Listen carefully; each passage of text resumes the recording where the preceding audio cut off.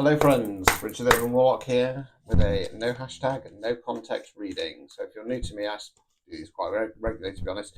Not sure where it's going to go, and yeah, just a bit of a check-in. So if this has landed on your For You page and it resonates, there's a good chance it's for you. Feel free to comment if it does resonate. That helps me to get more views. Yes, playing the system, trying to get more followers. If you want a private reading, go to the link tree in my bio. Various different options starting from £10. Right, so these are collective. Take what resonates, leave what doesn't, and we'll see what it is that you need to know. So let's get started.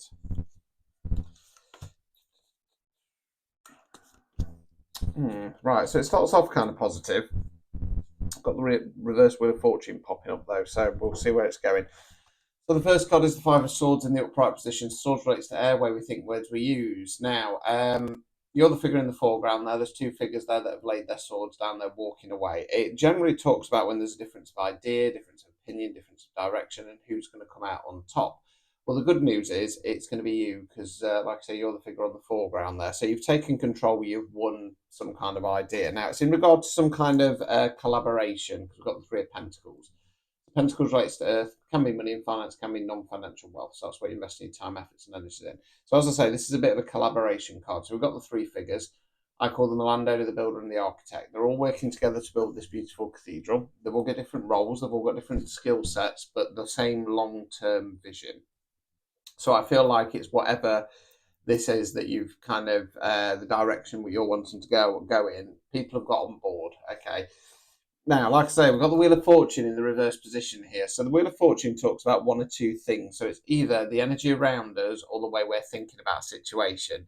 I feel it's more the energy around us because it wouldn't really fit in because you've kind of got what you want. So if we're going in regards to the energy around us, when the Wheel of Fortune's in the reverse position, it kind of feels like you're walking through treacle. You can't seem to push forward with something. Now, bear in mind that the wheel is forever turning, so there are going to be easier periods and tougher periods.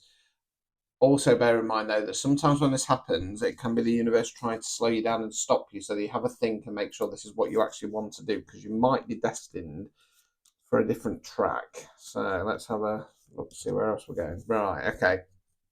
So we've got another positive card followed by a negative one. Okay, so we've got the Five of Wands in the reverse position. So Wands relates to fire. We're generally talking about taking some kind of action. Now, in the upright position, this is the Fight or Fallout card. You've got all the figures there having at it with the Wands. You can sometimes talk about internal frustration.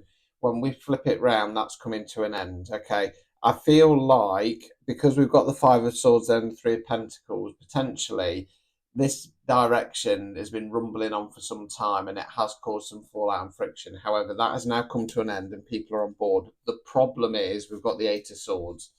So again, swords are where we think words we use. Now, you're the lady there. She's bound and she's blindfolded. Now, you'll just about see her arms are behind her back. Not because she's been tied up that way, but because she's holding onto the rope. Okay, she's holding onto the rope because she doesn't want to take the blindfold off. She doesn't want to see the situation as it really is. It's got a little bit of an air of I'm dealing with somebody who's a little bit got a lot of pride, somebody who's a bit stubborn, and they've been so focused on getting the win, okay, and putting this fight to bed and getting their idea pushed forwards, that they've not really thought whether this is the best idea or not, and the universe is now trying to slow them down. Overall outcome card. Let's have another look because it went Judgment. Okay. So we've got the judgment card there. So it can talk about internal or external judgment. I'm not sure which way I want to go with that, to be honest. I'll be honest with you. I was expecting the overall outcome card to be a bit more negative after that Eight of Swords. I'm going to try and remain positive with this, and with the judgment card coming out, although you've been kind of restricting yourself and keeping the blindfold off, and the universe has been trying to slow you down. I feel like potentially because the judgment cards come out, it's got an air of you've finally started to judge yourself worthy enough, and potentially this is why in the past you've held yourself back, but on this occasion you've stuck to your guns. Okay, now again, I'm not 100% sure if this idea and direction is what's meant to be all the best for you, but potentially you might be starting judging yourself worthy of more, which would be a really positive thing. obstacles or blockages, we've got the Hanged Man. So the Hanged Man talks about decisions, left path, right path, stick or twist. Okay. The problem is that the person I'm reading for, so yourself, you want guarantees. If I go down the left path, I want guarantees. If I go down the right path, I want guarantees. Life doesn't work like that, and sometimes you need to take a leap of faith. Now it's in the upright position, so it's talking about a shift in perspective.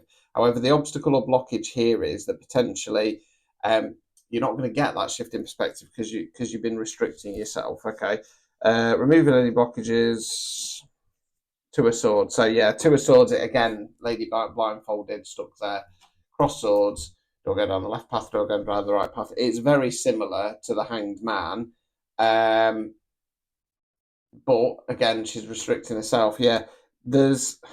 It's a funny old read in this one because it's like on one hand you're going to be like, yeah, I've got what I want. Things are going in the right direction, but then they're going to kind of slow down. Okay, you've been more focused on kind of winning this fight and putting it to bed, but you're limiting yourself. Okay, and you're now in a position where you're starting to judge yourself worthy enough of more, but you've spent so long fighting this fight, trying to get what you want, that you're now in this position where you're restricting yourself. Okay, if you change your mind, you change your mind.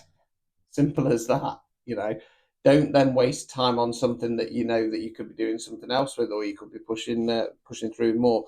Take that blindfold off. Okay, take a step back from the situation, have a look in from the outside, see it as it really is. You know, you've got limitless potential, really. You know, and there's no point restricting yourself just because you've been fighting for something. You've got your own way, and now potentially change your mind. Okay, so I'm going to wish you best of luck. And yeah, whip that blindfold off a bit like a band-aid. Ta-ta for now.